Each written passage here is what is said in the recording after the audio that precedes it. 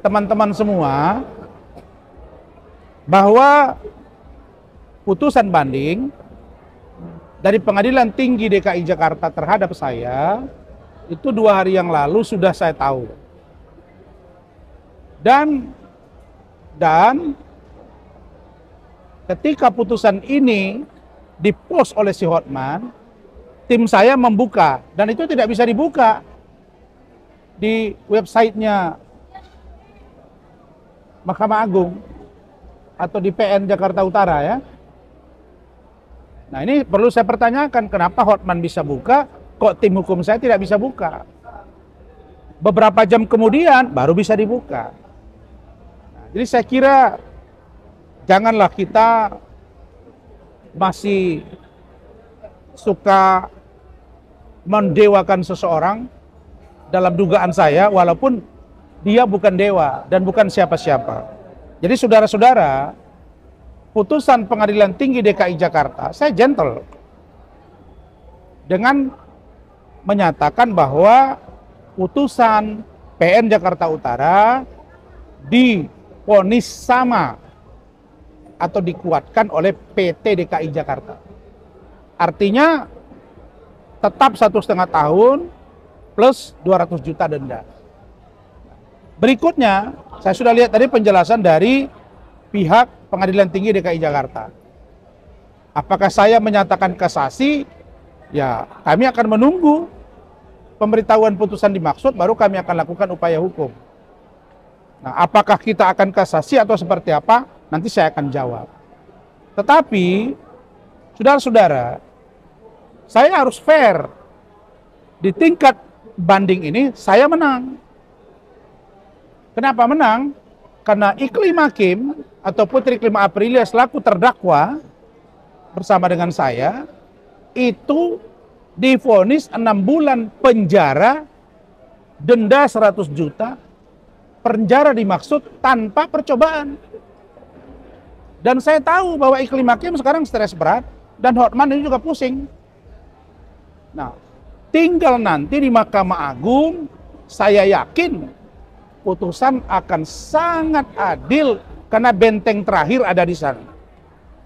Saya yakin siapapun tidak akan bisa mengintervensi Mahkamah Agung.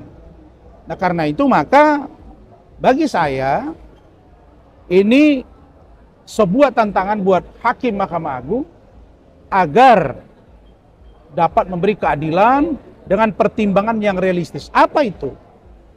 Bahwa kalau Iklim Hakim sudah dinyatakan bersalah oleh Pengadilan Negeri dan Pengadilan Tinggi, ini memfaktakan bahwa ada kuasa Iklim Hakim kepada saya. Dari jenis kelamin aja kami udah beda. Kan nggak mungkin saya dilecehkan oleh seorang laki-laki. Tapi saudari Hakim mengadu ke saya bahwa dia diduga dilecehkan oleh Hotman, dan itu dikuatkan di persidangan dengan surat kuasa, dengan pengakuan. Masa saya tidak bisa dibentengi dengan hak imunitas seorang advokat, pasal dalam hal ini Undang-Undang Advokat nomor 18 tahun 2003, pasal 16 dan pasal 18. Ini harus realistis. Nah, saya yakin ini akan dikaji secara mendalam oleh Mahkamah Agung. Saya yakin juga Mahkamah Agung akan mengesampingkan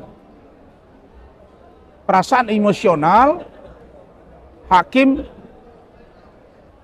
Ibu Sophia, Pak Ranto Sabungan Silalahi, dan kemudian anggota majelis yang satu lagi. Nah, karena itu saya ingin kasus ini bisa didalami secara detail oleh dalam hal ini Hakim Mahkamah Agung. Itu keyakinan saya. Jadi saya tidak kemana-mana, saya tidak pernah takut, saya tidak pernah gentar, dan saya katakan kepada kalian, kita ini hanya proses menjalani, bos. Kita ini hanya proses menjalani hidup. Semua garis tangan sudah ada. Semua rencana Allah ada di dalam diri kita dan sudah ditulis di Lauh Mahfuz. Jadi proses hidup ini tinggal kita jalani saja. Nah, jadi saya ditakdirkan harus perang dengan Hotman, saya jalani. Apapun putusannya di Mahkamah Agung, tentu kita yakin itulah yang terbaik. Dan saya tidak akan pernah gentar dengan itu. Itu dua, sebentar. Yang ketiga, tentang Firdaus.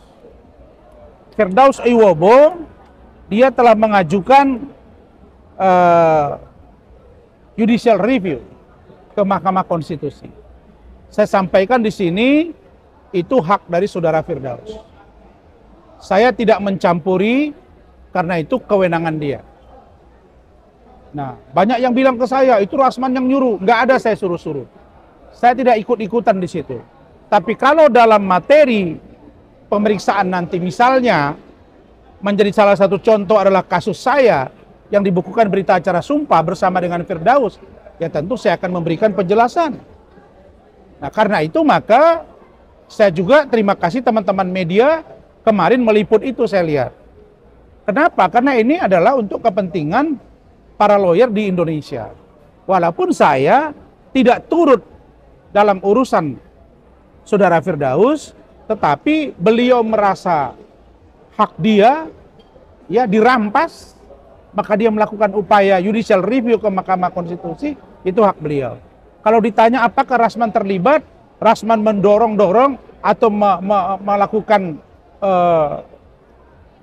sikap sebagai sponsor dan lain sebagainya, sama sekali itu tidak ada.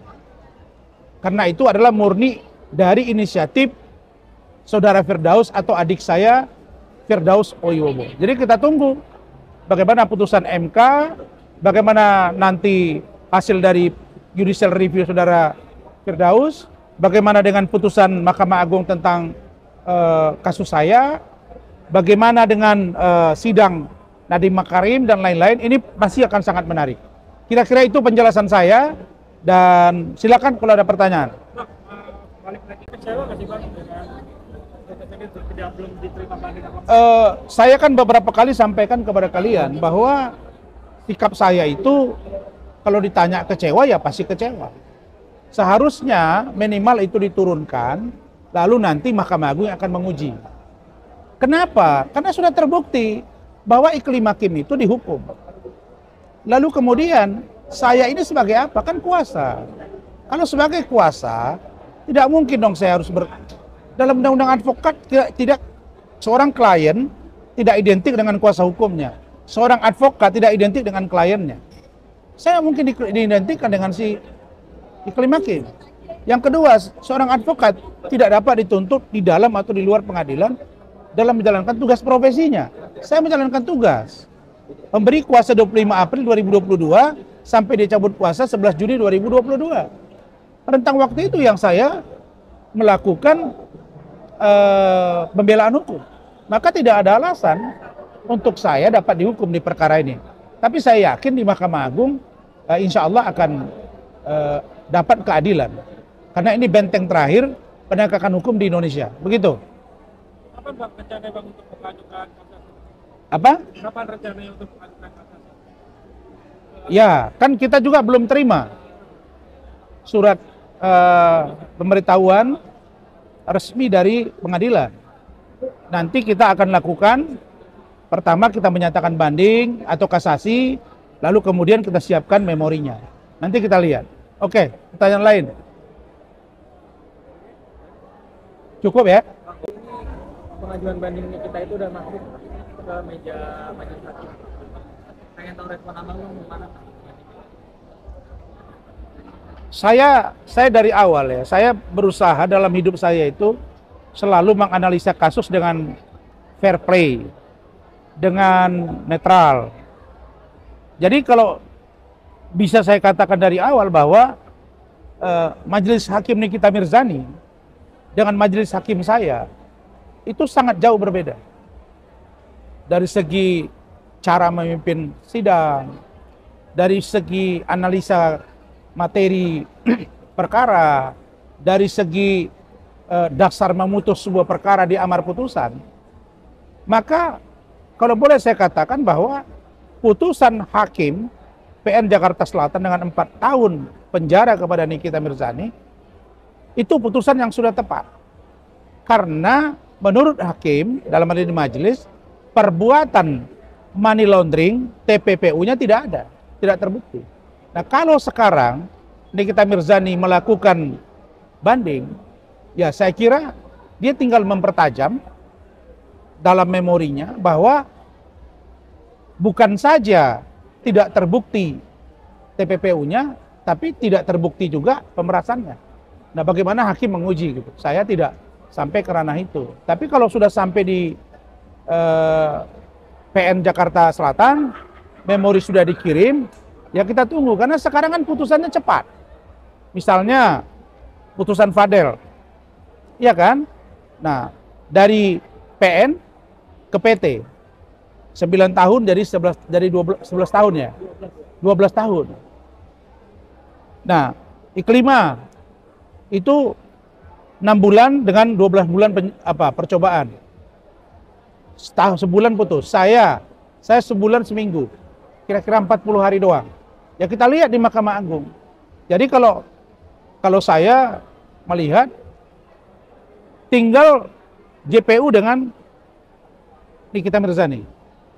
Mana mereka yang lebih mampu? Satu, kuasa hukum dari Nikita Mirzani mengelaborasi secara cermat dan cerdas bahwa 4 tahun itu pun tidak pantas untuk seorang Nikita Mirzani kalau landasan filosofi dasar fakta dan landasan berpikir yang cermat dari kuasa hukum, karena ini bukan pemerasan, karena ini bukan money laundering, saya kira dia tinggal bawa ke memori. Begitu juga dengan JPU. Kalau JPU menganggap bahwa money laundering terbukti ada, kemudian pemerasan ada, ya tinggal dia perkuat argumentasi itu. Tapi kalau dibanding dengan kasasi, saya kira hakim akan lebih jeli, dan itu tadi bisa dia nambah, bisa dia nurun. Ya, misalnya Fadel di PN, peradilan tingkat pertama itu pengadilan negeri itu 9 tahun. Tahu-tahu di PT banding menjadi 12 tahun. Ya kita tidak tahu. Tapi kalau saya melihat bagaimana kedua orang ini, yaitu JPU dengan kuasa hukum, saling beradu argumen di dalam materi, satu materi banding, yang kedua kontra memori banding dengan kontra memori. Ini tinggal didalami oleh hakim di Pengadilan Tinggi DKI Jakarta. Begitu. Oke, thank you ya.